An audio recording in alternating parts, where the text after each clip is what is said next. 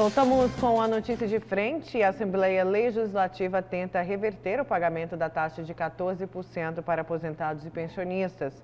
Entenda como na reportagem da Sêmia Mauad. A prorrogação da CPI da Previdência agora é de 180 dias. O requerimento foi aprovado pelos deputados. Para falar sobre essa mudança de prazo, eu converso agora com o deputado João Batista, ele que também é presidente titular da comissão. João Batista, por que houve então essa mudança aí no prazo? O que aconteceu? O que está sendo necessário?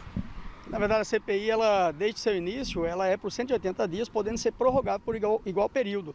E durante todo esse período nós estamos pegando todos os dados contábeis que tem da Cefaz, MTPrev, da CEPLAG, para estratificar e construir o relatório que será apresentado ao final pelo relator da CPI. O prazo máximo é agora de mais 180 dias, mas esse trabalho pode ser, digamos assim, encerrar antes. Olha, nosso objetivo é encerrar esse relatório bem antes dos 180 dias. O prazo regimental é 180 dias, mas podemos encerrar antes. O nosso objetivo é ter um relatório que apresente os números reais que a Assembleia Legislativa poderá usar para contestar os dados que o governo apresenta. E a CPI da Previdência, ela pretende também mudar aí algumas taxas, algumas cobranças? Sim. O governo do estado, quando ele aumentou a alíquota, principalmente a alíquota dos aposentados e taxou, inclusive aqueles que ganham a partir de um salário mínimo, a justificativa era o déficit, tanto o déficit financeiro quanto o déficit atuarial. Nós queremos provar que não existe mais esse déficit financeiro alegado pelo governo. Agora, a taxa aposentados e pensionistas chegou aí a 14%. Isso impactou de verdade o orçamento dessas pessoas? Sim, nós entendemos que já veio isso do governo federal e que os estados se ampararam exatamente para poder suprir o déficit alegado pelo governo do estado, mas não tinha necessidade principalmente, de taxar os aposentados acima de um salário mínimo. Quando o governo federal e a iniciativa privada taxa apenas acima do teto da Previdência, que é de R$ 6.400. A Assembleia Legislativa, em função disso, pretende conversar ali com o governo do estado, com o governador Mauro Mendes e tentar reverter isso nesse momento, principalmente de pandemia? Sim, a Assembleia Legislativa já vem encabeçando um grupo de trabalho junto ao governo do estado, ali com o deputado, além do deputado Eduardo Botelho, deputada Janaína, deputado Max Russi, Allan Kardec, Paulo Araújo e outros, que eu tenho certeza que ao final, com certeza terá uma proposta que seja razoável para os servidores. Existe um prazo para isso aí? Na verdade, não existe um prazo pré-definido, mas o objetivo é que a gente consiga aprovar isso o mais rápido possível. Ok, João, muito obrigada pelas suas informações aqui com a gente na Notícia de Frente, com imagens de Benedito Costa e apoio técnico de Elton Júnior, Sêmia Mauad, para a Notícia de Frente. Obrigada, Sêmia. E essa questão da Previdência, a gente recebe mensagem todos os dias, o pessoal está aguardando ansiosamente, Lúcio, por essa definição, que está se arrastando. Já vem se arrastando há bastante tempo, né? Nós entrevistamos ontem de manhã aqui no Notícia de Frente o deputado Eduardo Botelho, né? Ele disse que teria uma reunião do Colégio de Líderes para avaliar uma nova proposta do governo nessa questão aí da Previdência dos aposentados. E teve a reunião lá no Colégio de Líderes e os deputados, né, do Colégio de Líderes recusaram a proposta do governo, né? Já marcaram uma nova reunião lá com o governador Mauro Mendes, e aí é preciso considerar também o que disse o deputado Eduardo Botelho aqui ontem. Disse o seguinte: olha, se não tiver acordo, nós vamos partir para uma PEC, né? Uma proposta de emenda constitucional para que a Assembleia resolva essa questão aí da Previdência, né? Do desconto da Previdência dos aposentados e pensionistas. E ele deixou um alento ontem aqui, né? Uma esperança para os aposentados e pensionistas, de que se não chegar nesse acordo com o governo, isso não foi ele não disse isso, né? Mas ele disse o seguinte: se não tiver acordo, terá uma PEC, e ele admitiu a possibilidade de isentar até o teto do INSS, R$ 6.400, de isentar essa taxa de 14% da Previdência de aposentados e pensionistas, que é a grande cobrança que está colocada aí. Agora, esse assunto precisa ser resolvido, né? Como a gente colocou aqui, a Nayara colocou muito bem aí, já se arrasta há muito tempo, né? E as pessoas estão sofrendo muito com isso. Com certeza.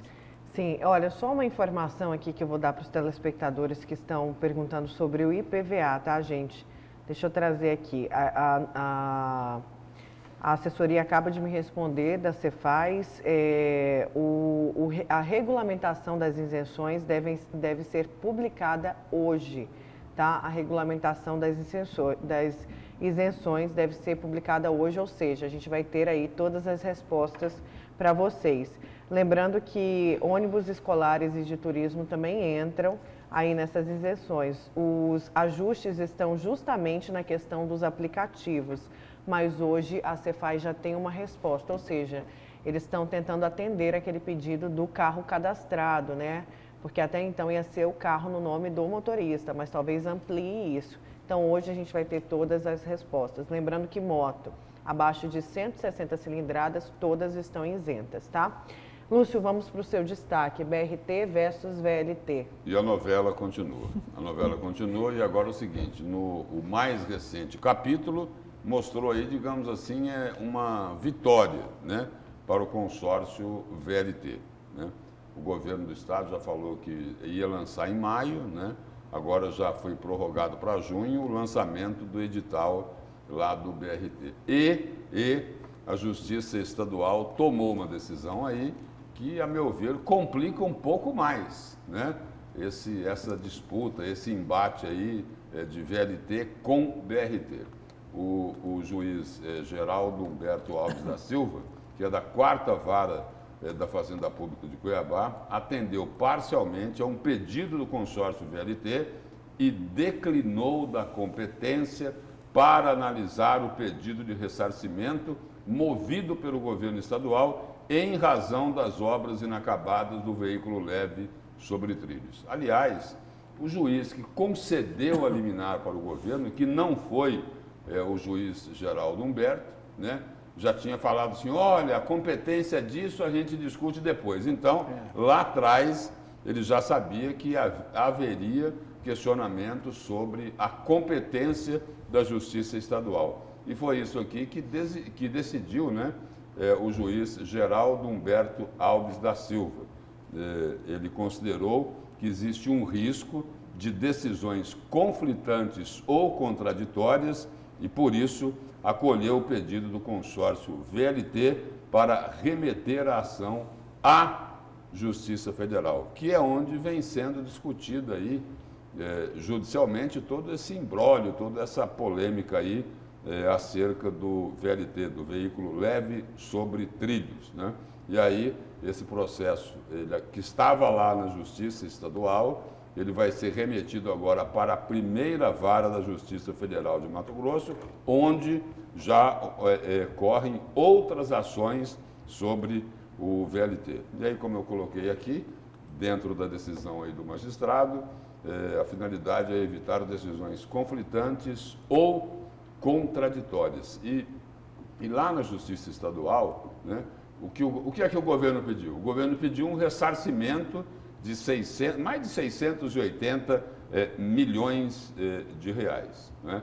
Para garantir o pagamento, o bloqueio do valor integral chegou a ser determinado pelo juiz Bruno de Oliveira Marques, da Vara de Ação Civil Pública e Popular de Cuiabá, no plantão, né? Quer dizer, ele decidiu no plantão, né, dizendo o seguinte, olha, mas a gente tem dúvida aqui sobre a competência, o que ficou demonstrado agora nessa nova decisão, né? Ele revogou, o juiz Geraldo Humberto Alves da Silva revogou a decisão que foi tomada em março deste ano, considerando a possibilidade gravíssima de gravíssimos riscos financeiros e processuais. Então, embolou mais um pouco essa discussão aí do VLT com o BRT. Pois não. Tem um ponto que me chama a atenção bastante nessa questão do VLT, inclusive é manchete do jornal A Gazeta. Eu ia entrar aqui. Puxar agora, né? Isso realmente é grave, né? Inclusive até por conta da tarifa. Nós teríamos uma tarifa mais barata por conta do VLT do que do BRT. Eu queria saber onde é sobre isso que eu vou falar aqui, então, né? Porque é o seguinte, especialista aponta 35 erros na troca do VLT para o BRT. Bom, aí é o seguinte, um dos autores aqui desse relatório, ele é ex-secretário nacional de mobilidade urbana do Ministério do Desenvolvimento Regional. Aí num ponto do relatório, eles colocam aqui, fazendo um comentário sobre o BRT, colocando gosto ruim lá no BRT, eles colocam aqui o seguinte: os estudos desconsideraram vantagens do VLT, como, por exemplo, o valor da tarifa que será mais baixa do que a calculada para o BRT. Espera aí, eu quero entender isso aqui. Isso aí é isso é muito grave. Eu quero entender isso aqui, porque é o seguinte, a gente sempre ouviu aqui, O contrário, o seguinte, de que o custo da tarifa do VLT, custo real, ficaria em torno de 7, 8, 9 reais o custo dessa tarifa. E que aí o governo, né, teria que subsidiar, teria que bancar grande parte dessa tarifa aí, um cálculo que chegou a ser feito aí, que daria em torno aí de 80 milhões de reais por ano para bancar essa tarifa. Então é o seguinte, eu quero saber como é que a tarifa do VLT seria mais barata do que a tarifa do BRT, porque o que o governo divulgou aí foi o quê? Uma tarifa de R$3, não é isso? Para o BRT, de R$3,10. Aí eles elaboraram... 3,10. Aí nesses erros aqui que foram apontados nesse relatório, foi elaborado aí um documento de 40 páginas, né, que será apresentado ao governo por ocasião da audiência pública para discutir a troca de modal que está marcada para ocorrer de forma virtual para o dia 7 de maio. E aí, nesse relatório aqui, um dos pontos que são levantados é a ausência, eu vou rir de novo, né? É a ausência de um projeto executivo do BRT, o que implicaria na ausência de dados para comparação com o VLT. Aí a pergunta é o seguinte, é o sujo e o mal lavado, é isso? Porque é o seguinte, lá atrás, era que se falava também sobre o VLT, que não tinha projeto coisíssima nenhuma, não tinha projeto, né? Olha ali, ó. Mas aí é o seguinte, aí é uma obra, não tem nada a ver com consórcio, né? Ou tem, não sei. Essa obra aqui não vai ter que ser refeita? Do viaduto, do Jurumirim? Né? Mas não é isso. O que eu estou dizendo é o seguinte, que lá atrás o VLT não tinha projeto. Pelo menos é o que foi divulgado por todo mundo. E agora é o seguinte, eles fazem um relatório dizendo o seguinte, e aí, o BRT também não tem projeto. Então, na verdade, o especialista... é um cabo de guerra, né? Um puxa para um lado, outro puxa para o outro lado. Mas agora, e ainda tem as decisões judiciais, né? Eu falei aqui agora dessa nova decisão, que a Justiça Estadual declinou da competência e mandou lá para a Justiça Federal, onde essa novela já se arrasta desde o governo Pedro Taques, porque foi ele quem judicializou. Mas a matéria me chama a atenção, essa matéria que a Gazeta traz em sua manchete com exclusividade, são dois pontos. Primeiro, a questão dessa questão da tarifa do VLT ser mais barata do que a tarifa do BRT. E a outro ponto importante é que existem 35 erros ou omissões, entre aspas, pelo que eu entendi na matéria, que não foram colocados de forma clara por parte do governo como tese, como argumento na defesa do BRT. Então, isso precisa ser estudado e eu alerto principalmente os deputados, né, e a população para que acompanhem de perto exatamente isso, porque isso tem um teor de denúncia, se você for observar exatamente a forma com que foi colocada essa matéria. Ou seja, algumas coisas foram omitidas por parte do governo do Estado com relação à mudança de modal, pelo menos até onde eu entendi da matéria, apontada por um especialista, não é o professor Haroldo, nem o Lúcio, nem a Nayara, é um especialista que está dizendo isso, e realmente isso é grave. E aí fala do erro de não ter ouvido a população antes, Lúcio, que também não é um erro técnico nesse caso. Aqui é o seguinte, esse estudo ele também coloca que seria incorreto afirmar que o BRT seria mais barato, que faria o trajeto em menos tempo ou seria mais satisfatório para a população, entre outras afirmações defendidas pelo governo, aponta aqui o relatório desse especialista, que foi o quê? Secretário de Mobilidade Urbana, né? Ex-secretário nacional de Mobilidade Urbana do Ministério do Desenvolvimento Regional. Então, são essas as explicações que têm que ser dadas, né? O VLT não tinha projeto lá atrás, o BRT não teria projeto hoje, segundo diz aqui o relatório desses especialistas, e aí entra a discussão da tarifa, não é isso? Aí o relatório do especialista dizendo que a tarifa do VLT vai ser muito mais barata do que a tarifa do BRT. O que a gente sempre ouviu aqui foi exatamente o contrário, de que a tarifa lá do VLT teria que ser subsidiada porque ela ficaria em torno de R$ 8 a R$ 9. Ou seja, muda tudo. É o cabo de guerra, cada um puxando para um lado, e o seguinte, a gente só espera que tanto um lado como o outro estejam defendendo o melhor, né? Os interesses para Cuiabá. Da coletividade. Isso, né? Isso é o mais importante. Mas é difícil a gente acreditar nisso, hein? Pois é. É difícil acreditar, né? É, a impressão que dá é o seguinte, que cada um está olhando para o próprio umbigo para defender aquilo que mais lhe interessa. Quem não sonha não vive. Né? Então vamos sonhar, né? Vamos esperar que realmente eles olhem para a maioria das pessoas. Tem que deixar um pouquinho 2022 de lado e viver isso aqui, né? E pensar nos anseios da população. Porque isso interfere diretamente no dia a dia, no cotidiano das pessoas. Um transporte coletivo.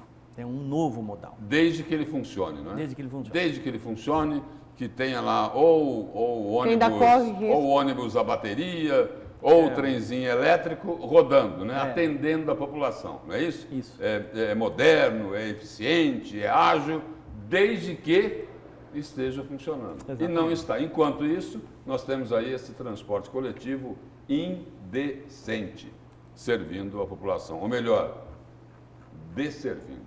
Pois é, o que a gente tem de manifestação é que a população nem acredita que vai sair nenhum e nem outro, viu, Lúcio? Por conta de se arrastar há tantos anos, a gente fala, VLT virou meio que uma lenda urbana, né?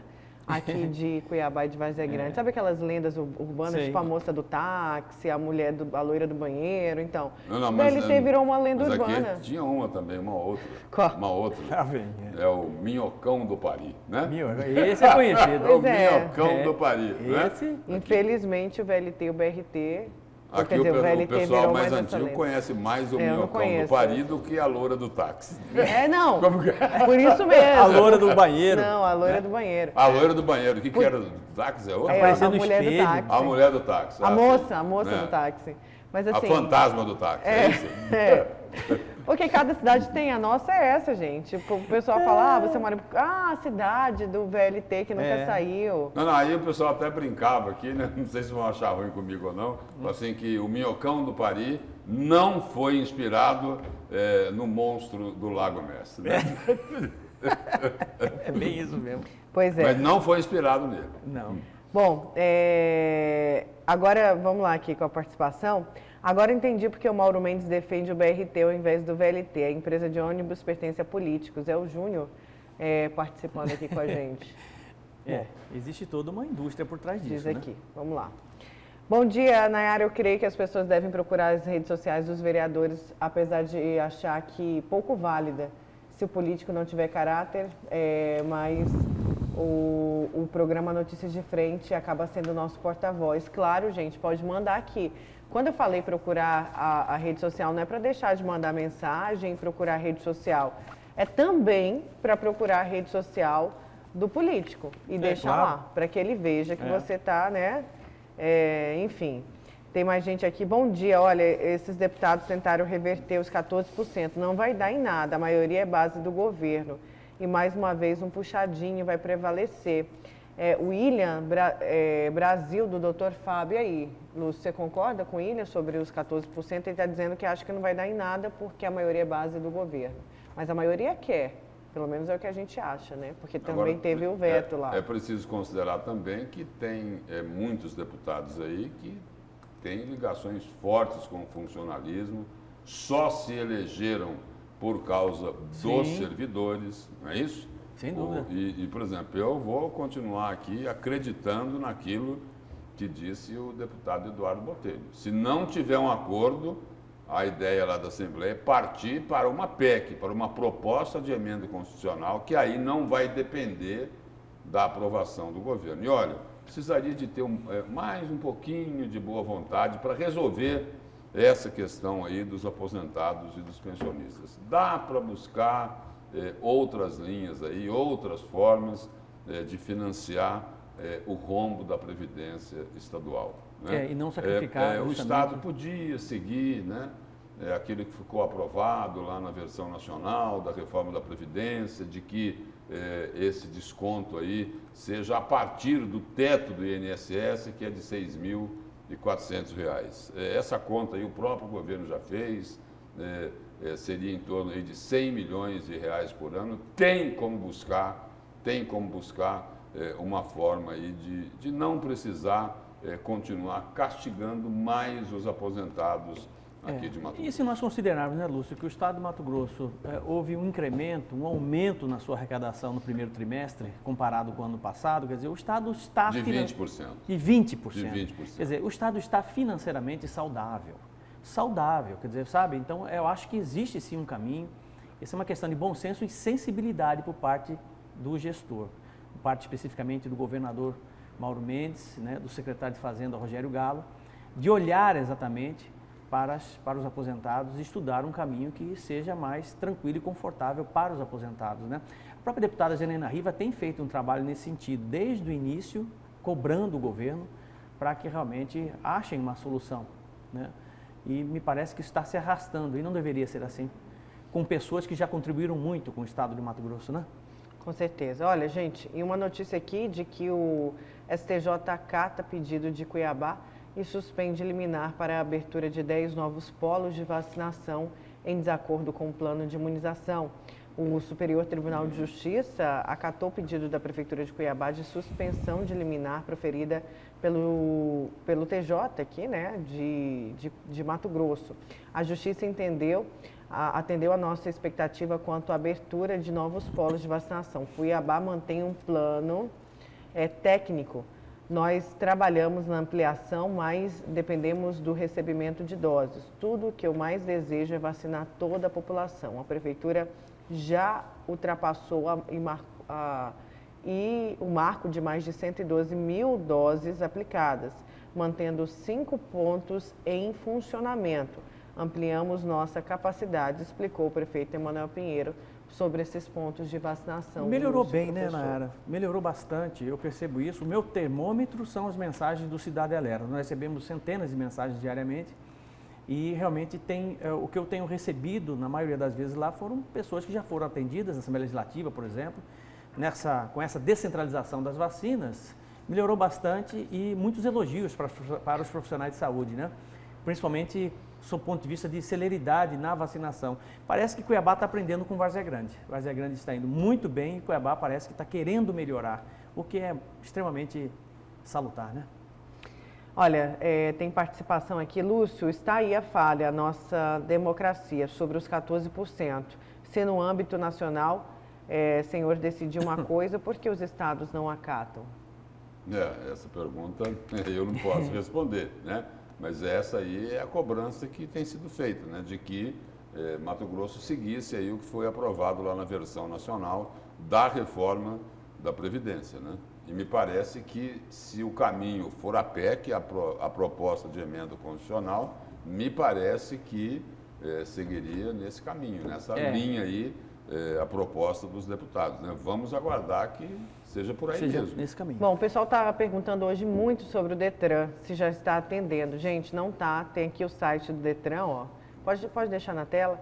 Detran não está atendendo, atendimento suspenso. Tem o Disque Detran, @DetranMT. Deixa eu subir aqui um pouquinho, não tem nem como subir, deixa eu diminuir um pouquinho a fonte aqui, para ver se o pessoal consegue ler. Tá vendo aqui? O e-mail, ó, disquedetran@detran.mt.gov.br. Aqui você tem mais informações, mas ficaram prorrogados por tempo indeterminado registro e licenciamento de veículos novos adquiridos a partir do dia 12 de fevereiro deste ano, transferência de propriedade de veículos adquiridos a partir do dia 29/1 deste ano, ou seja, de janeiro deste ano, tá? A gente não tem a data de quando o Detran vai voltar a funcionar. Tendo, a gente fala aqui para vocês da notícia de frente. E o pessoal também participando aqui, bom dia. Fala do viaduto da Fernando Corrêa com a Palmiro Paz de Barros, que os ônibus não conseguem entrar à direita no viaduto da Fernando Corrêa com a Palmiro Paz de Barros. Você passa não bem consigo- ali, né, Lúcio? Essa é a realidade? Não, não, é bem não, ali. não passa Esse bem. viaduto é outro. É lá na frente. Mais embaixo. Não, bem mais lá na frente. Tá. Eu não estou conseguindo localizar mentalmente onde é. Olha, é o seguinte, vocês não moram em Cuiabá. Não, eu moro, mas eu moro para a banda de cá. É que o Lúcio Eu mora moro pra banda banda de lá. cá. É o seguinte, esse Você mora pra viaduto que a banda de pessoa lá, se referiu aí, é na entrada para Parque Cuiabá, para Santo Antônio do Cuiabá. Levergel. Ah, você conhece. Para Cuiabá, vocês conhecem, né? Pelo amor de Deus. Sim, sim. Ali é muito estreito mesmo a direita. Sim, ali é tá muito dizendo estreito. É mais consegue. uma obra meia boca da Copa do Mundo, né? É. Mais uma obra meia boca dos ladrões que assaltaram os cofres Ali é muito públicos estreito aqui em Mato Grosso. Pois isso? é, gente. A gente falava aqui de VLT, não é isso?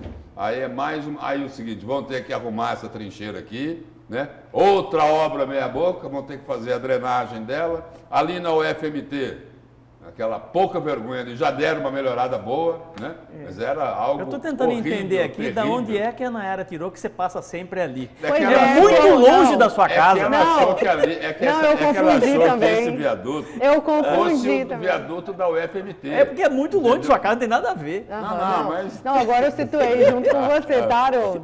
Meu GPS estava completamente desordenado aqui. Tava no mesmo sintonia do Tava meu. no seu. Vamos, gente. Falhou a internet. Vamos. Bom dia, Lúcio. Bom dia. Bom dia, Haroldo. Bom dia a todos, uma excelente quinta-feira. E cuidado com os viadutos. Principalmente com esse que está estreito, né? Bom dia, gente. Obrigada pela sua companhia e participação. Agora você fica com as notícias do Brasil e do mundo no Fala Brasil. Até amanhã. Tchau.